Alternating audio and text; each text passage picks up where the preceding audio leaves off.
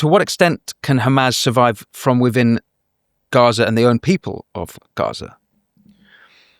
I think it's important to understand what Hamas is. I mean, of course, it's, as you know, it's an offshoot of the Muslim Brotherhood. It's part of the Muslim Brotherhood, really. Muslim Brotherhood's main headquarters, one of them is now in Britain. We can talk about that separately. What? Which one? Where is it?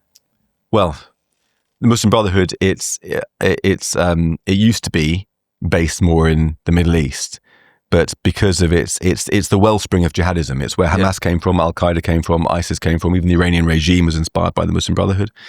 But because of its jihadi threat to nation states, it's been banned where it was established in Egypt, in Jordan, in the Emirates, in Bahrain, across the Arab world, been driven out. And so it's begun to take root more and more in the West. And Britain is one of the places where the Muslim Brotherhood is very, very active. But it's an undercover organisation. It isn't banned. Farage said he would ban it. In my book, which Farage has kindly endorsed, I call extensively for the government to ban the Muslim Brotherhood. This is another conversation. We can talk about this. You want to talk about it now or separately? Well, yeah, of course I care that the Muslim Brotherhood are operating in my country. So, believe it or not, so there's a whole chapter in my book on Islam and the relations between Muslims and Jews, which we can talk about maybe separately. But in terms of the Muslim Brotherhood, it is the wellspring, as I say, of global jihadism. In 2015, two senior security officials in Britain, Sir Charles Farr and another one who name momentary escapes me, produced a report on the Muslim Brotherhood, which concluded that it was a national security risk.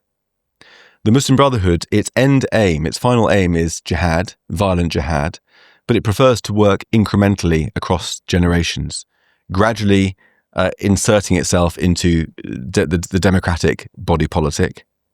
In Britain, it dominates many Muslim communities, it dominates many mosques. It seeks to isolate Muslim communities from the mainstream, preventing assimilation. And it has many different organizations, like from youth groups to mosques and other facilities for the local community, which instills in them a sense of isolationism, a sense of extremism, and carries with it heavy penalties for assimilation or for calling out October the 7th, for example. Almost no Muslim voices in Britain have done that, partly because of threat of the Muslim Brotherhood. So the Muslim Brotherhood is doing that. It also has an operation in Parliament, trying to get favourable laws passed to it. I don't even need to mention the impending criminalisation of Islamophobia. But it's doing this covertly. It's doing it covertly. So the Muslim Brotherhood will never be out in the open. It has many different shell organisations, charities.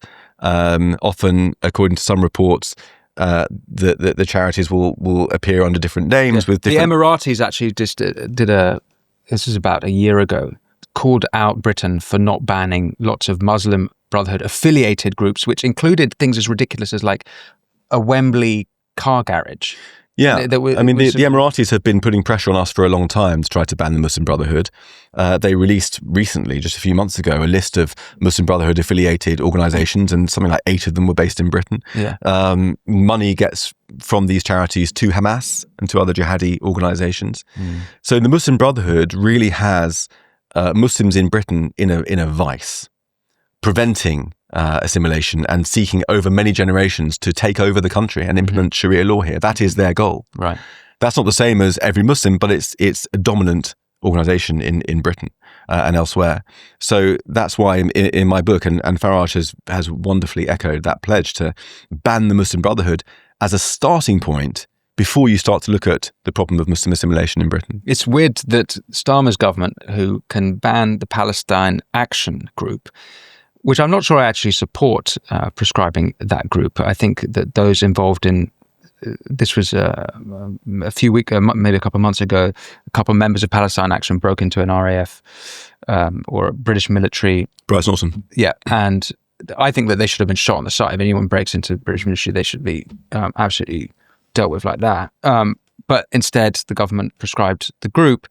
It's not totally apparent to me that they are a terrorist group. I may disagree, but if they are able to do that, how are they not able to prescribe the the Muslim Brotherhood. It seems Yeah. would be an easy. I mean, it's appalling to me when you look at, John Jenkins, that was the other person.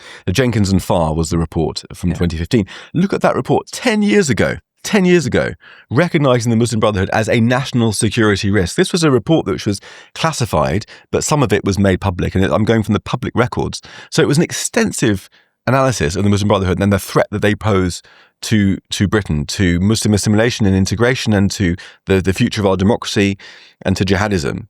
Nothing has been done. Yeah. Nothing has been done. Like I say, we're idiots. We try to see people as friends, whoever they are, and we can't see enemies when they're enemies. Yeah. Let's go back then to my question about Hamas's leadership within Gaza, and given that they're waging this war and the sort of propaganda international level. I see videos of individuals who might rebel in Hamas, but they get executed. To how long can a totalitarian claque last in a place with a population of 2 million, over 2 million, before the people revolt against them and turn against them? Yeah. So I mean, Muslim Brotherhood, I came to that because that's where Hamas grew out from. Yeah. They are explicitly part of the Muslim Brotherhood. Their charter is openly anti-Semitic. It mentions the protocols of the Elders of Zion as proof that the Zionists are evil, for example. Mm-hmm. But when it arose in the 80s, it was in contrast to the previous Palestinian rulers, the PLO and so on, who were living the life of Riley, who were quite corrupt, who were jet-setting around the world. And Hamas was more a street movement. We're of the people. We actually care. We're suffering like you. We are sharing your burden. We're the grassroots. And so it commanded a lot of local Palestinian support, which continues to this day. A lot of Palestinians see Hamas as the real heroes, the real, movement of the people. And even today, support for Hamas is quite high. It's very difficult to tell from the polls because polling amongst Palestinians is difficult. I mean, polling in general is difficult, but amongst the Palestinians is even more difficult, and particularly in Gaza, it's more difficult still for obvious reasons. But support for Hamas is quite high. It's very likely that if there was an election tomorrow in the West Bank and in Gaza, Hamas would still win. It would win in the West Bank as well? Yes, definitely, yes, absolutely. Well, that's where it won before. I mean, the last time there were elections in the early 2000s, Hamas won in Gaza and in the West Bank. So they're actually winning the propaganda war.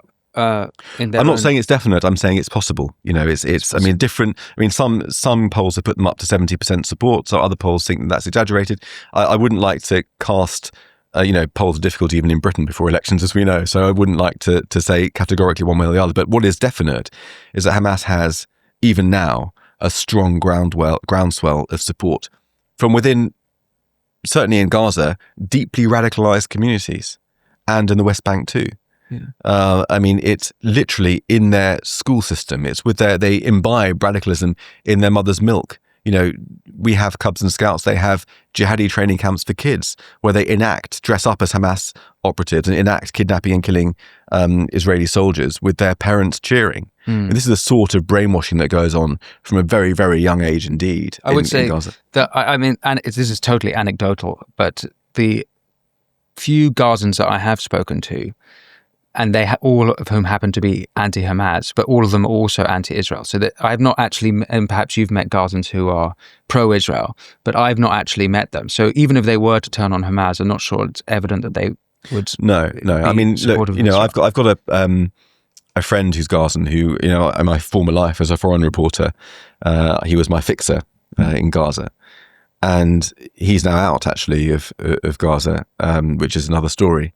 But from the beginning of the war, I kept in touch with him, actually, in a way, more in touch with him more regularly than with people in Israel in some ways.